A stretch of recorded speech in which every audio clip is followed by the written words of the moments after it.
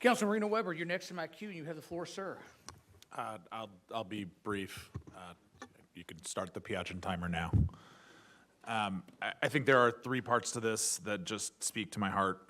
One is my father was a constitutional law professor. He actually taught a number of the people in this room, and he would be very proud of you who are out there.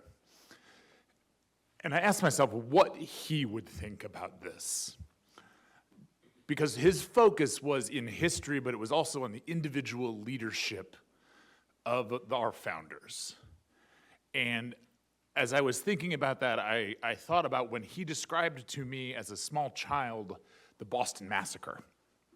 And what he said about it was, this horrible thing happened, and then we went through the process. And some of the people who were involved in firing on those civilians were found guilty, and most of them were found innocent, but at no point in that process was anyone involved in this anonymous. We went through that process at the very beginning of our country when the absolute temptation to say, well, whatever happens to them is okay. We didn't do that then. And I think then of my Aunt Pat, Sister Pat, Adrian Dominican nun, who ran the Centro Latino in Shelbyville as her retirement gig.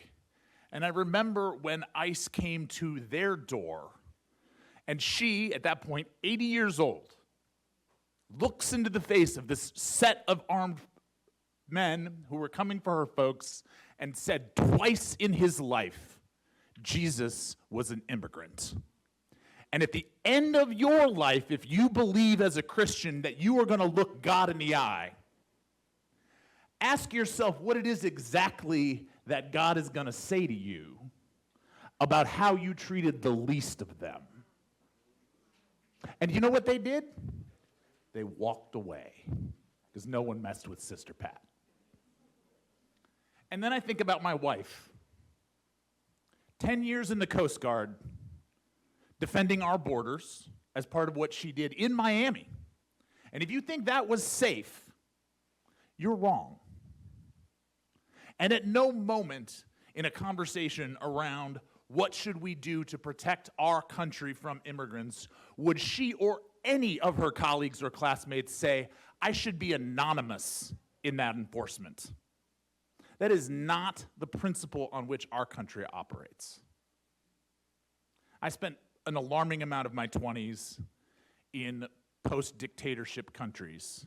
And I had the privilege of over and over again getting to see people in Albania and Serbia vote. And part of my role, because I was an idiot, as many people were in their 20s, was going up to the police officers who up to that moment had been able to influence those elections behind masks, behind guns, and say, you have to be 50 meters from this polling station. And I firmly believe that if they had been anonymous, that would not have gone well for me or my colleagues. But they weren't. We were there with radios. We could see who they were. And those elections, that freedom, that ability to go through this process in an open fashion is so core to who we are as a country that it is bizarre to me that we are having the piece of this conversation that we are. The piece of it that I do understand is the idea of poking the bear. That is the piece that I do understand. And also, I believe that there are moments when we have to stand up for what is core to who we are. So, for my father, for Sister Pat, for my wife, I will absolutely be supporting this.